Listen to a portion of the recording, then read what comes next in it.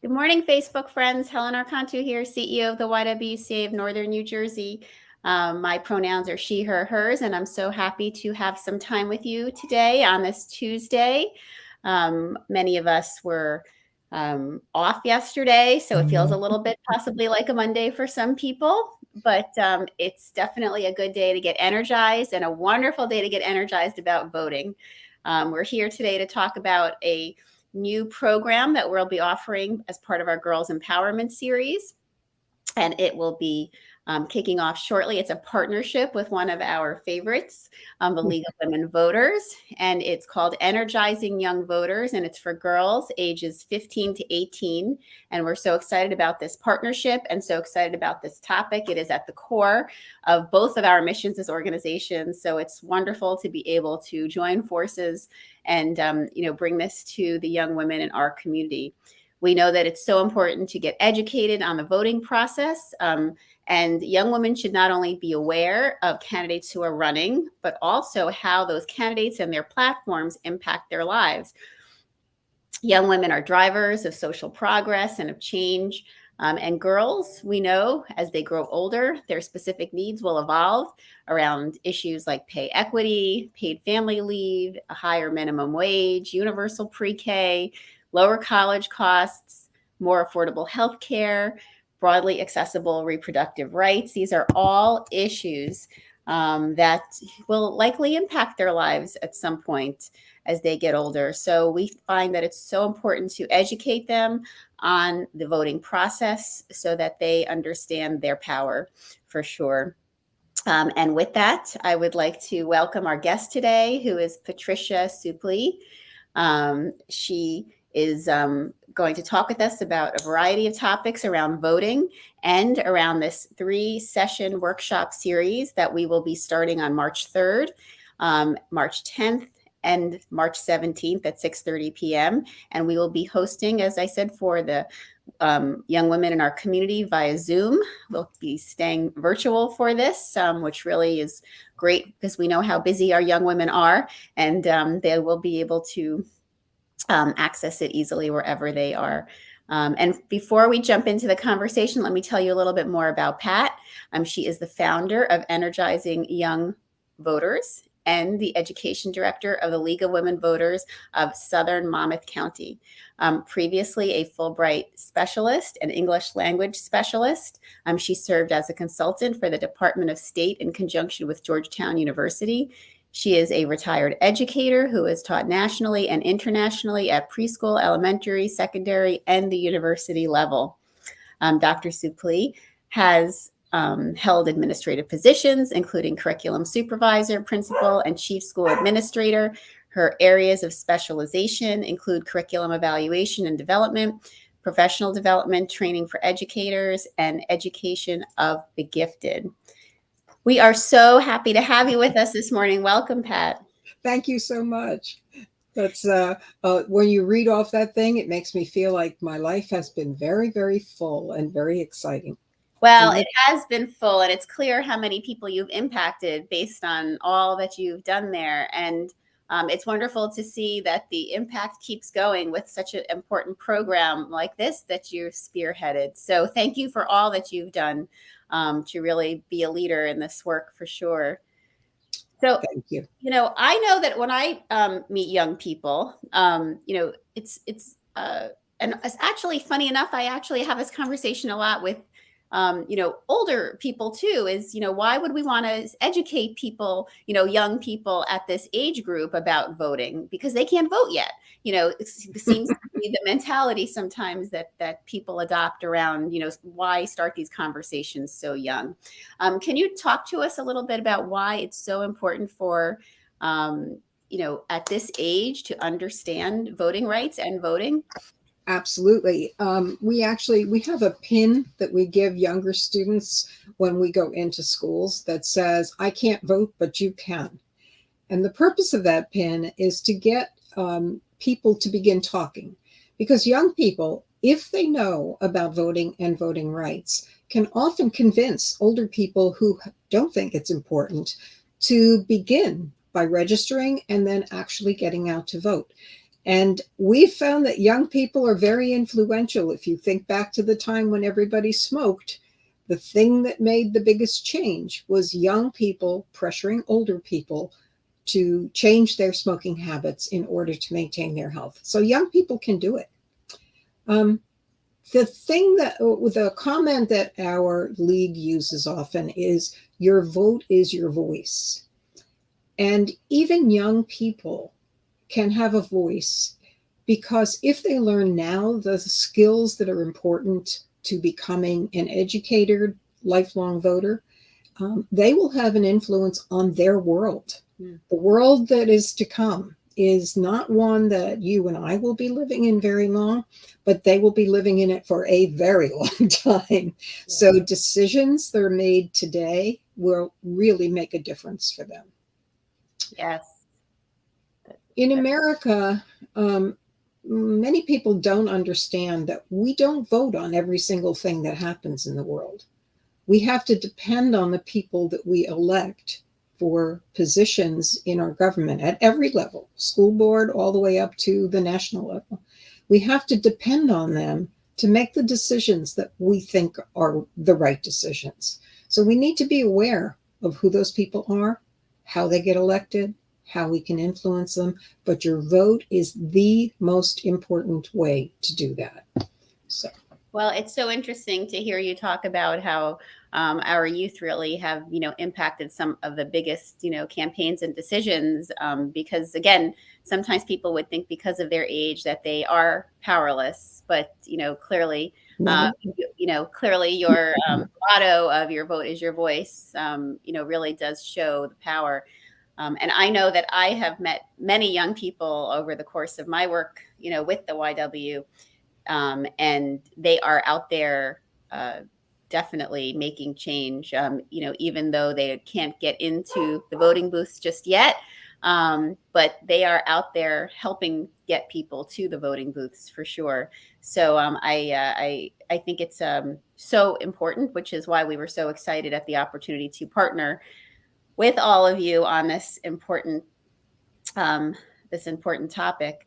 So when our young, and I know obviously we're going to have 3 series workshop to really focus on, these discussions, but, our hope today is that we are engaging some of our viewers to think about the young women in their lives that are in this age group, and get them to sign up and to join us. And again, we have the links here for our viewers in the comments so that you can register for the program. And we also have the links here so you can learn more about the league, because these are this is a sister organization. Our work has been working in tandem for more than a century at this point. So we both look pretty good for that time frame, Pat. Say. But our foremothers have definitely been, working hard, and now it's our turn to pass the baton along. It's an interesting thing to note, I think, that my mother did not have the right to vote. So it may seem like it's a long time ago when you think about 100 years, but if you think about generations, it really is not that long ago. Yes, and we just, celebrated this, centennial anniversary recently. Yes. To really bring attention, and it is, if you do the math, it seems like it was a long time, but it really wasn't if you really look at history. So it's important for us to continue to grow our impact since we are now here for sure. So Pat, tell us a little bit about young voters and what they should look for in a candidate when they are trying to make some assessments there.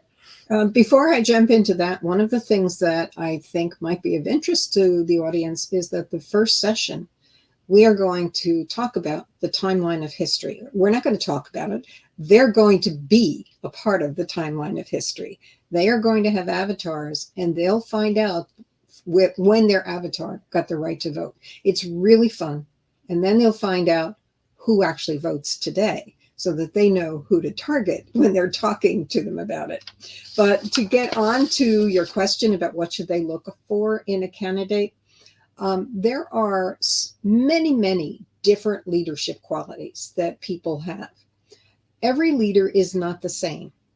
And so the important thing to do when you're choosing who to vote for is to determine what the leadership qualities are that the individual candidates have, and then to think about what the challenges are going to be that will face that candidate. And we're talking about every single level of government, because there are different challenges that face people on school boards than there are that face the Congress of the United States. So you need to, first of all, as I said, identify those leadership qualities, identify what you think are some of the challenges, and then make sure that you think the person with those leadership qualities is going to be able to do the job. You're really hiring somebody. When you choose who you're going to vote for, you are saying, I'm giving you a job. Your job is to represent me, to make the decisions that you think are right and that I think are right.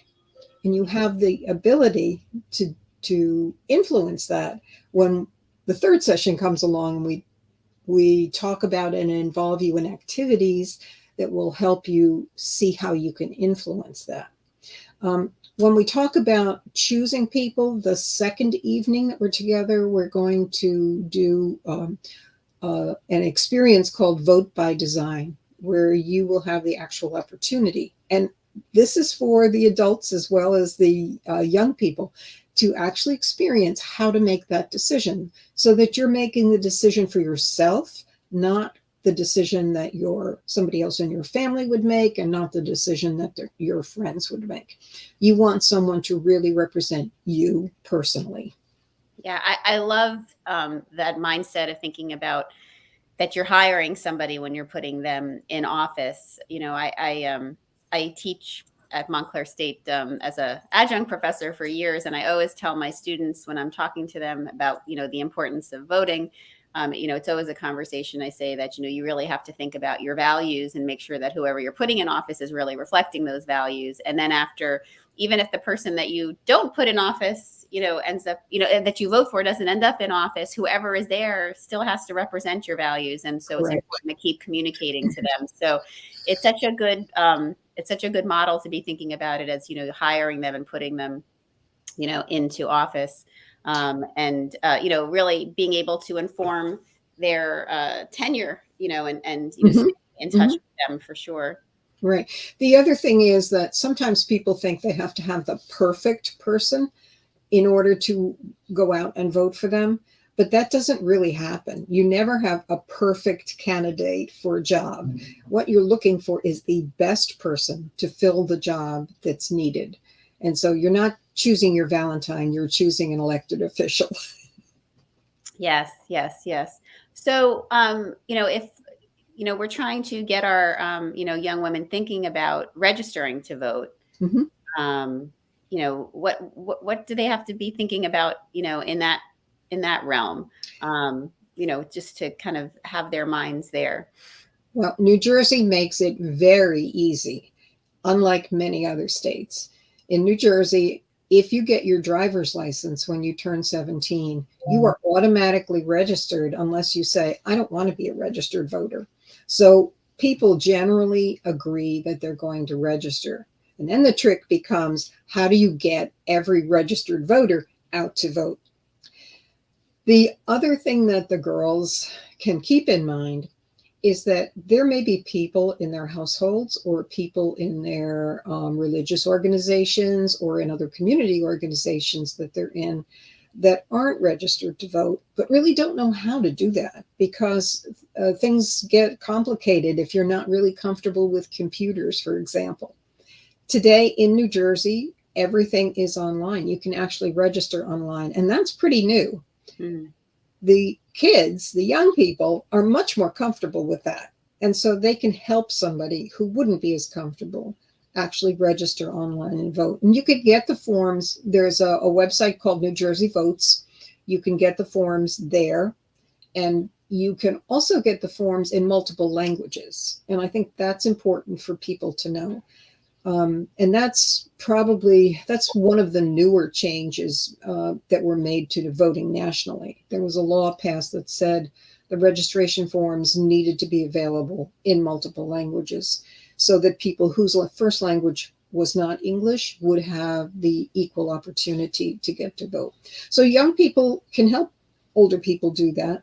And we actually, I think the third evening that we are working with you, we have a student advocate toolkit, which young people can download to their devices. So they've got all the information right in hand if they want to help somebody first understand why it's important to vote, and secondly, register to vote, and then third, to make a plan to get out to vote and know how to do that without feeling afraid that they're going to do it wrong.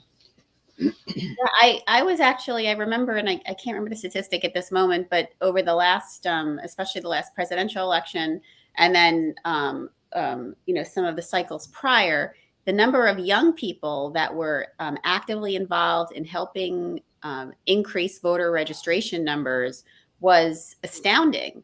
And so, this is one of the places where, and I always think of a young man that I met actually from Ridgewood, New Jersey, who, he himself, registered thousands and thousands of voters during these election cycles, because he said, although I can't vote yet, that's my way of assuring a contribution, is making sure that people are registered to vote and encouraging them to get out to the polls. So, I think that is such an important piece of information for our young people to remember, because when you think that maybe because you don't have a vote yet that you're powerless, you really aren't at all, because you not only, based on this conversation where we started, you sharing about, your voice being your power, and how, young people have impacted, campaigns for sure, but, actively helping register folks to vote is a huge, huge part of impacting voting. In the state of New Jersey, high schools are required to hold voting events, voter registrations, and that sort of thing. And that's a wonderful opportunity for high school students to actually get involved in urging people to vote. And we love to have young people join us at community events like, like Neptune Day in my particular town, to sit at a table and not only encourage people to register to vote, but also to answer questions about voting. Because as I said, so many people are registered now, young people, that it's the questions that are more important to them. Yeah. There was something. Go ahead. Something else occurred to me and it's gone. So, well, when it comes back, bring it back in. But, let's go with where you started to go. What are some of the reasons, that civic engagement should be something that our young women are important, keep it as something that's important to them? That's a really good question. One of the things that I know what it was. I'm going to go back before I answer that question so I don't forget it again. You mentioned that the young people, the increase in voter turnout among young people has been enormous. And you're absolutely right. And I don't know if you know this, but in the 2020 election, the young voter turnout, that 18 to 24-year-old age group, was the highest in the nation. We had 67% of our young people who were eligible to vote actually turn out to vote. Now, that's only 2/3 of the population, so we have a way to go. But I was really proud of our state, and I would really like to make it number one for the future. But to get back to the question that you asked me, one of the things that people forget is that voting is not the end of it all. We do elect representatives, and they are supposed to represent us. But if we don't pay attention to what they're doing, and if we don't try to influence them by communicating with them along the way, then we're missing a big part of the picture. Because one of our jobs as citizens is to remain civically engaged, to know what's going on at every level of government, and to contact and communicate, as you said, with those representatives so they know exactly where we stand on the issues that they need to take votes on, make decisions about. So it's really important to have people continue to be engaged.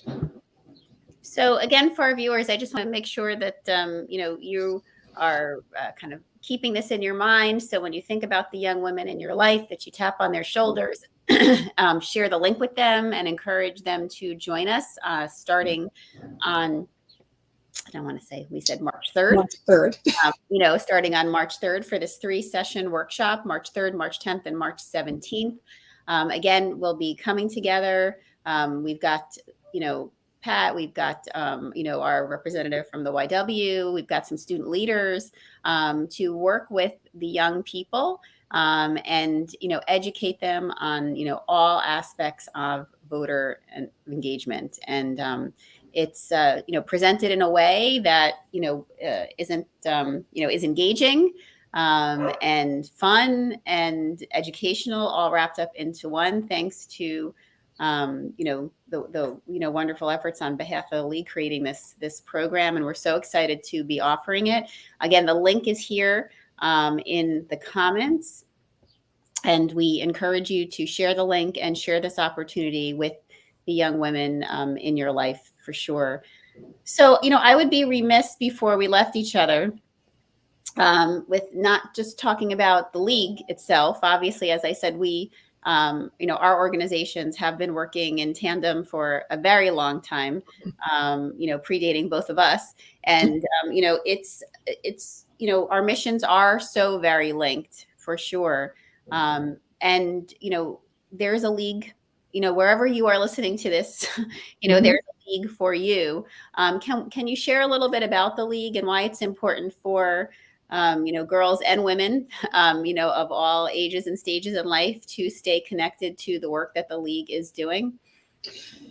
Thank you for that. The League of Women Voters has two major goals. One of them is to empower voters, and that's pretty much what we've been talking about. The other major goal is to defend democracy.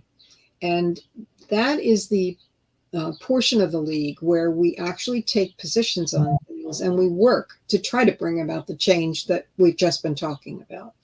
One of our most current ones is an effort to try to bring about same-day voter registration, meaning that when we go to vote, we can actually register that day if we have not registered prior to that. Our most recent victory around voting is that we now have early voting. So we have a 10-day period with 2 weekends that allow people to vote in person during that time on a schedule that works for them. We're also taking a position now on redistricting, which means that we're drawing lines in the state so that people can have a closer relationship with the representative who is most closely aligned with the makeup of that particular area. So if an area is primarily Hispanic, then there will be more likely be a representative who reflects that community. So those are examples of some of the things that the league is working for. We have student memberships for the league, and they are free. So if you go to YWVUS.org, you can put in your zip code and they will direct you to the league in your area. And then you can contact that league and become a member. And we love to have young members. I love to have young presenters, and you'll see some of those on the evenings that we're here. It's not going to be me making this presentation. It's a 14-year-old and a 20-year-old. So I love that. I that's so wonderful that you give that opportunity for youth to join, free of charge to the league, so that they can, at a young age, really start to get engaged and learn and grow. Because as I said, the work that you do is, varied, it's important, and it's essential. So we want to make sure that our women and our girls all know about the work, know that there's one right for you in your community. We're lucky because we are in 5 counties that we can cross, many leagues. So it really is a wonderful opportunity, to stay connected. So I hope our viewers, have learned something about this great program, and you have in your mind someone in your life that would really benefit from it. We encourage you to send them the link, which is here for you to easily register, and again, also the link to the league so that you can learn more about their work. And we are excited about this partnership around this program. Our wonderful girls coordinator, Elian Mustafa, has offered so many great programs for the girls in our community for the last few years. And this is such a nice addition to the work that she's been doing. And so we're so excited to be partnering together. We also encourage you to visit energizingyoungvoters.com, where you can learn more there as well. Pat, thank you so much for joining me today. Thank you very much for having me. I enjoyed our conversation. I'm so grateful for all the work that you've done over the course of your career, and how you've stayed focused on obviously keeping the lives of our young women and women very relevant and active, especially in this space. So thank you. Thank you so much. Have a good day. You too. And to our viewers, we hope that you stay connected to us. There's more YWTV this week, and we will see you for sure on Friday with Lynn Bello, where we're going to take a visit to the Mindful Cafe, another great woman business owner, and learning about her wonderful little spot in Bergen County, New Jersey. And also remember that we had a little peak of some warm weather, which makes us think a little bit of summer. So it is summer camp time, though, for you to be thinking about. So we encourage you to check out our website. Not only do we have our wonderful traditional summer camps at Mahwah and Dumont this year, we also have 2 new camps that we're offering, a social justice learning experience for boys and girls, as well as a girls empowerment camp.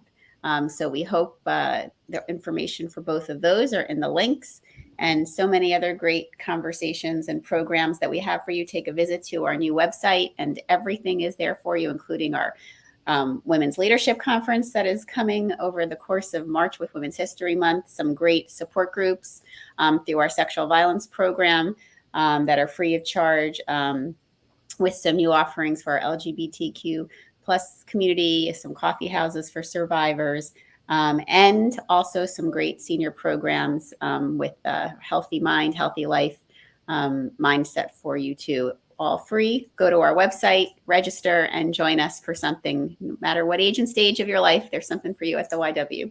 So with that, have a great day, everyone. Pat, thank you again for your time. Thank you so much. We look forward to being with the girls on the 3rd. Me too.